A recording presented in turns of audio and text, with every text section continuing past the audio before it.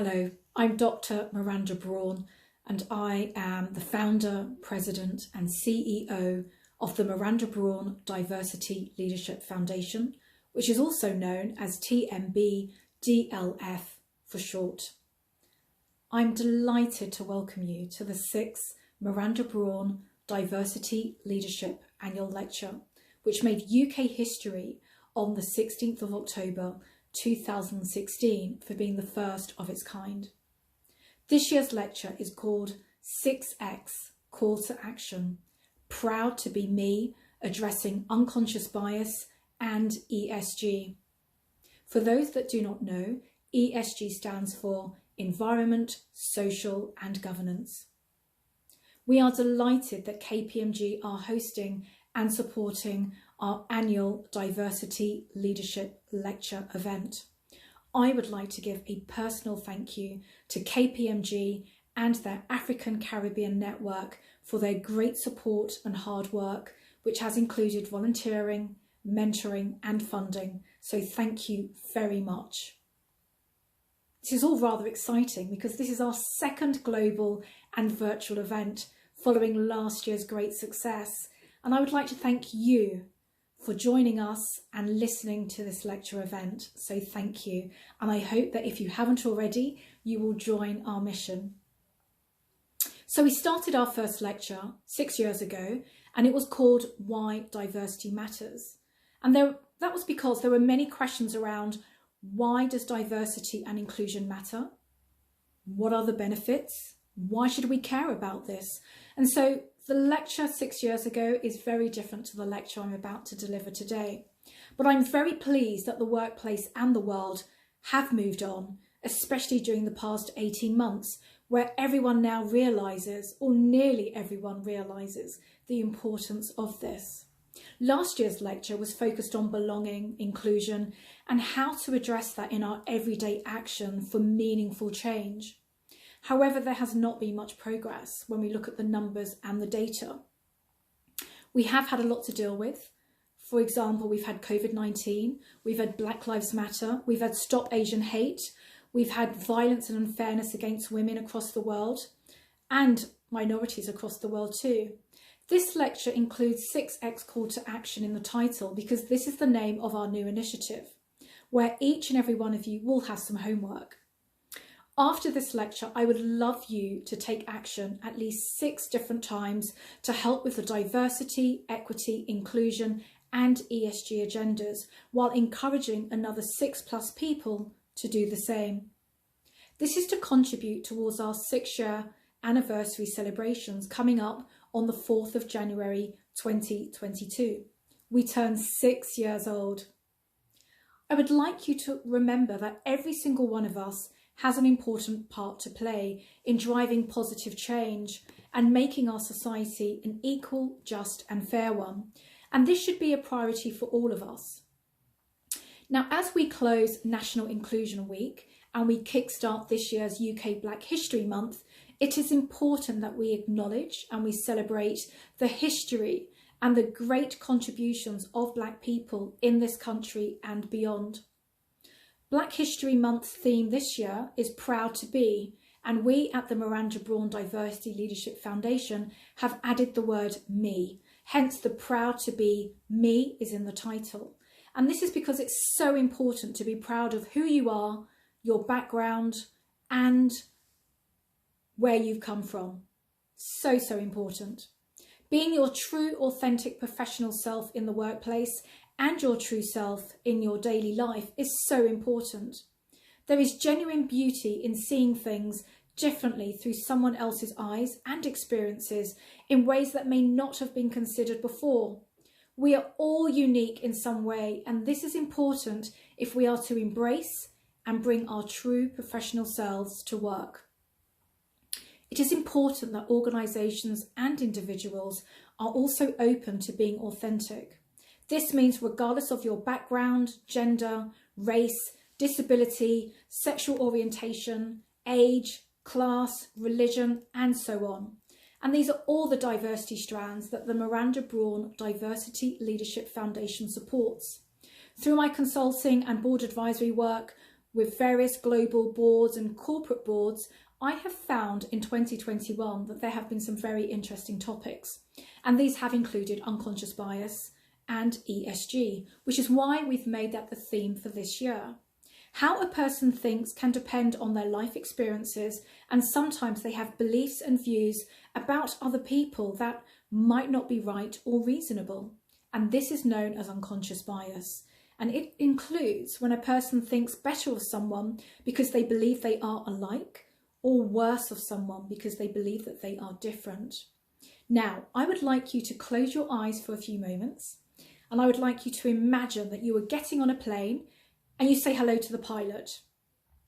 You then land in your chosen country and you have dinner at a hotel where a couple next to you are celebrating their wedding anniversary. The following morning, you attend a major conference for work or a personal event where the CEO gives a keynote address. Now, I'd like you to open your eyes and I'd like you to think back really honestly in terms of what you had imagined when you were thinking about those three different scenarios. Did you picture the pilot to be a black man? Did you imagine that the couple celebrating their wedding anniversary were two gay men? Or that the CEO was a young, disabled woman? These are examples of unconscious bias where we all have them. You probably pictured a white male for the pilot, a male and female celebrating their wedding anniversary, and maybe another senior white male as the CEO. Now that we have established what unconscious bias is and how we can all have unconscious bias in one way or another through our work and or personal lives, let's look at the impacts. The impacts of unconscious bias can mean that talented people are left out of the workforce and or are not allowed equal opportunity for development and career progression.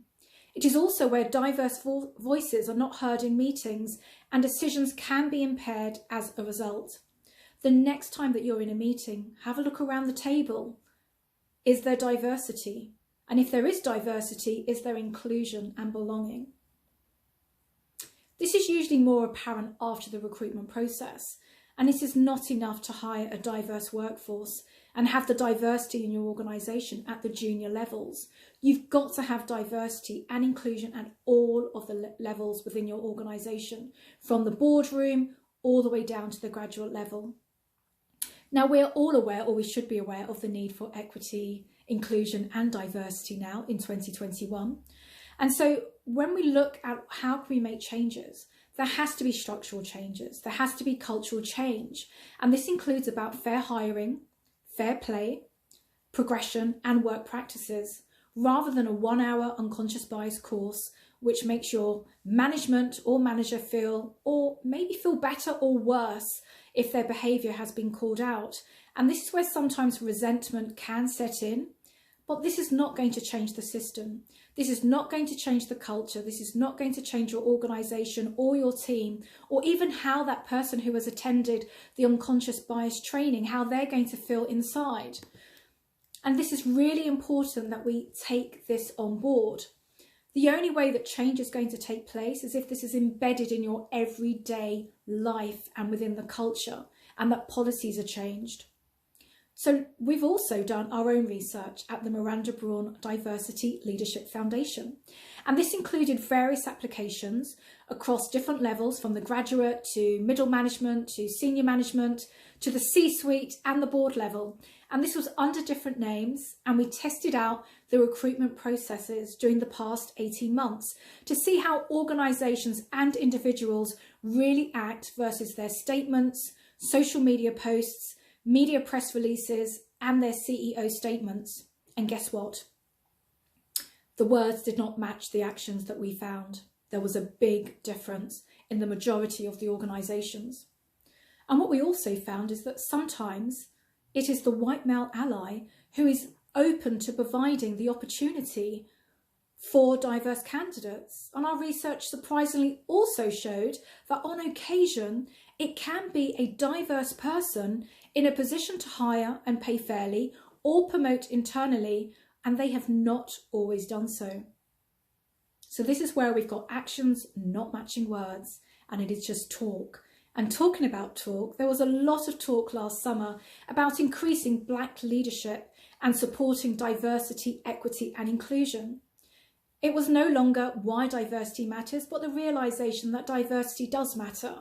And the question now is, how can we implement and act upon this information to create true progress at a faster pace? Each year, our diversity lecture events summarise a list of actions that everyone from organisations to individuals can do to make their own difference. And I want each and every one of you to think really carefully about the last 18 months to 2 years and think about, how have you changed? How has your behaviour changed? What have you personally done to help make a change with regards to diversity, equity and inclusion in your workplace and also outside of your workplace? What have you done to maybe physically change or change in some way? Maybe attend a training course, maybe read a book, maybe look at a documentary, maybe expand your social circle to someone from a diverse background. I would love to hear how you have changed, so please do leave comments down below. Now let's look at some research. A year and a half into the COVID-19 pandemic, youth unemployment is at a record high. Young Black people have been the hardest hit, with an unemployment rate of 44.1%, and this is according to a recent report from the Department for Work and Pensions. Women working as executive directors at UK FTSE 100 companies are being paid 40% less than men, and this is on average, across 1 year. And this is in accordance with the Financial Reporting Council and their recent report of this year, 2021. It also showed that having at least one woman on a board of directors could boost a company's share price by 10% over the course of 1 year. This climbed to 25% share price increase over 5 years for boards where 1/3 of the board directors were women. Data from the UK government-backed Hampton-Alexander Review found that women made up to 36% of FTSE 100 board positions as of January 2021. And this is wonderful news. Women have made important gains in senior representation and leadership. However, this has been mostly with white women. However, despite this, we do have women and male leaders who are also stepping up to support employee well-being and diversity and inclusion efforts. But that work is not getting recognised or rewarded by most companies. And this is in accordance with the latest Women in the Workplace report by McKinsey in partnership with Lean In from this year. Companies risk losing the very leaders that they need right now, and it's hard to imagine organisations navigating the pandemic and building inclusive workplaces if this work is not truly being prioritised. There is also a disconnect between companies' growing commitment to racial equity and the lack of improvement that we see in the day-to-day experiences of people of colour and women of colour. In fact, women of colour face similar types and frequencies of microaggressions as they did 2 years ago, and they remain far more likely than white women to be on the receiving end of disrespectful and othering behaviour.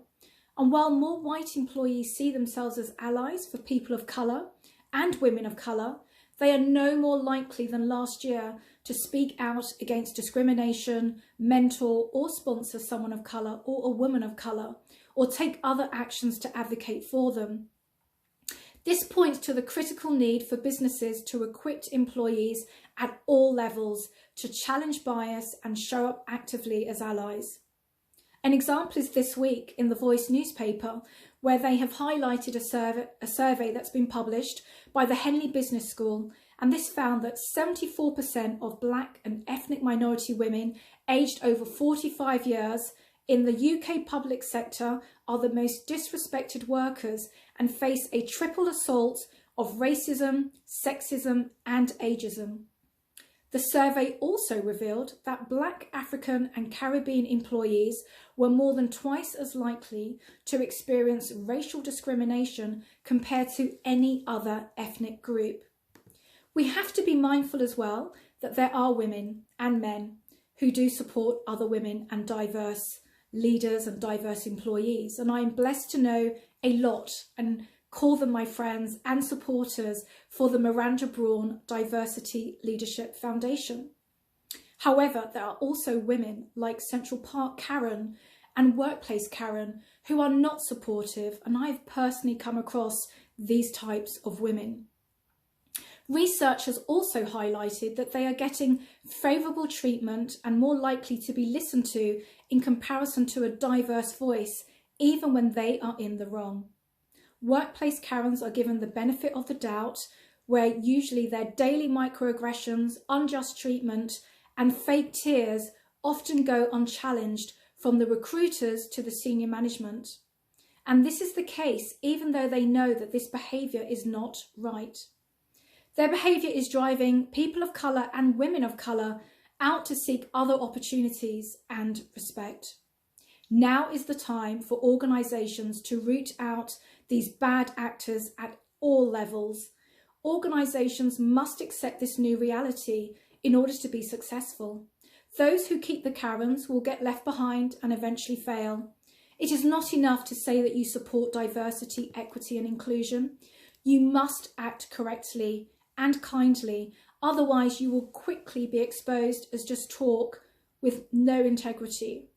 It is not enough to post a nice mission statement or a lovely quote. You've got to live this through your own actions every day. Now, when we look at LGBTQ+ and those with disabilities, they are also significantly more so than white women and other white males as well to experience microaggressions. Women with disabilities in particular are much more likely than women overall to have their competence challenged or be undermined at work. And a lot of the time they are not in management positions. Based upon our own research and recent published reports, we have launched further innovative leading scholarships for Black women on boards, ESG, disability and LGBTQ+, alongside our other scholarships for 2021. And we're hoping that this will encourage more to follow our lead in terms of these types of scholarships. In fact, we launched the UK's first Black Women on Boards initiative on the 1st of March 2020 due to the lack of black women in the boardroom, especially the corporate boardroom. The negative comments on unconscious bias training should not be used trying to stop making the workplace more inclusive and or reduce the barriers to inequality. To dismiss unconscious bias training as just political correctness or being woke is not going to resolve the issue. I cannot stress enough that any form of diversity, equity and inclusion, including unconscious bias training or its equivalent, needs to be embedded within your day-to-day, including performance reviews and rewards in order for it to be truly effective.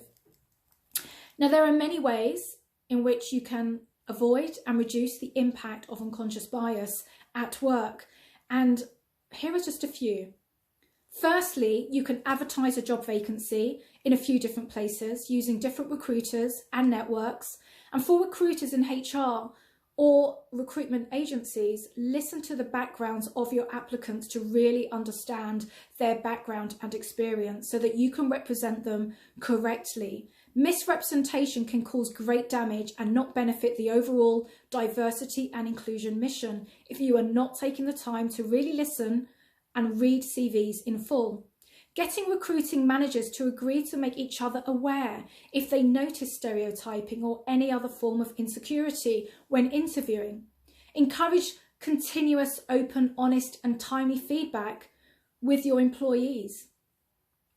Pay inequity has got to be the focus as well, and asking what the person's salary is really not necessary. You should think about being more transparent and open with regards to what the salary budget is.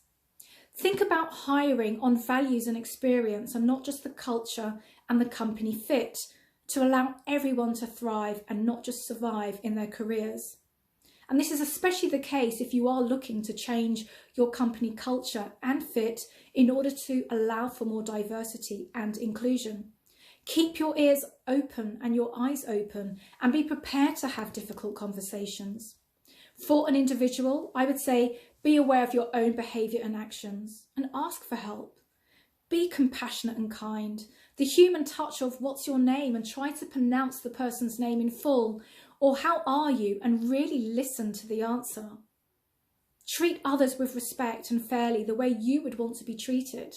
A mature, respectful and honest communication is essential for success and progress. Own your superpower, which is your voice. Speak up and act. Have a look at your own social network and see how diverse is it? What can you do to make it more diverse? Now, when we look at ESG, it is underpinned by humanity's need to address two of the biggest challenges of our time: climate change and social racial inequality. With the E in ESG, it's a lot easier to pick a cause or a project to focus on. Most people assume ESG means the environment and climate change. However, with the S, it's not so straightforward. The rise of social media and heightened attention to climate change has ignited a movement. The polarisation of wealth, otherwise known as the wealth inequality gap, has reached new heights. Companies have really had to focus on the well-being and health and safety of their workers to get through the pandemic too. And this has shone a bright light on these inequalities. Driven by the COVID-19 pandemic and the focus on human rights through movements such as Black Lives Matter, all elements of the S in the ESG have moved up the agenda for investors, stakeholders, corporates and individuals. It is also a springboard to push further female and Black, Asian and minority ethnic board representation. And when looking at the G in ESG, research has shown that successful implementation of ESG initiatives, companies of all sizes have demonstrated improved accounting performance, governance, while reducing risk for all stakeholders, and they appear more attractive. Studies such as When Women Lead, Firms Win by S&P Global have found that firms with female CFOs and firms with a high gender diversity on their boards have been more profitable. The US Stock Exchange have won approval for a new rule that requires corporate boards to become more diverse. Now, companies must implement that, and before it was the tick the box, now they must create a thoughtful and purposeful solution. It has become apparent that boards, senior management and organisations at all levels need real diversity and inclusion, and not just a token here and there. Now let's get back to the E for the environment with the term net zero. This is in the news on an almost daily basis, and most often as a target for cutting the carbon emissions that cause climate change. With the scale of the extreme weather that we've seen around the world, from bushfires to flooding in the UK and rising temperatures, these are creating a sense of urgency that we have not seen before. The scientific evidence is clear. Emissions of greenhouse gases resulting from human activity are causing our climate to change in a negative way, and we must act quickly. Each and every one of us has to act. In the UK, in June 2019, the UK became the first major economy to pass legislation that commits this country to net zero emissions by 2050. And this means carbon emissions from homes, transport, agriculture and industry will need to be reduced. Here are some examples of actions for individuals. Be mindful of what you can do to support climate change, and this can include the usual reduction of plastic, water consumption, recycling, and maybe switch to an electrical vehicle. Use your car less and walk more. Maybe try less emails, which is something that I'm trying to get better at, or eat less meat. Think about what really drives you and what are your values. What kind of world do you want to live in? And feel empowered to have conversations with clients, family, friends, colleagues about their values. What are your values? What drives you? Really ask yourself that over and over. And for organisations, this may include looking at your industry. What is happening? What opportunities are available to integrate? How can you implement ESG into your policies and strategies? And you will need to at first give your company a gap analysis and then set key actions and then monitor that performance.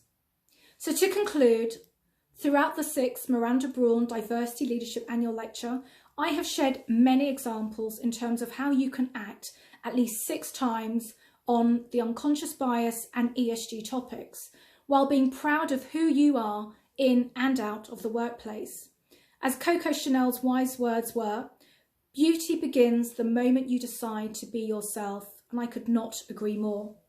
Additionally, there are a further 6 calls to action as part of our new initiative on how you can support the Miranda Brawn Diversity Leadership Foundation, and this includes cash donations or time donations by volunteering in a range of different roles, including mentoring.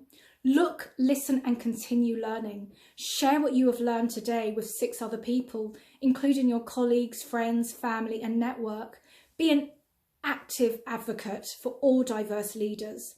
Follow us on social media and share our content with your network. Think about giving a talk to a school, college or university about your role in industry, including how a young diverse person may be able to gain access. A bonus could be to check our website, www.tmbdlf.com, or email us if you would like more information at info@tmbdlf.com. Thank you for listening. Share your learned knowledge and please do get in touch if you would like more information and if you and or your organisation would like to collaborate and maybe host and sponsor the next Miranda Brawn Diversity Leadership Annual Lecture in the future. Or maybe just say hello. I would like to say thank you and God bless you.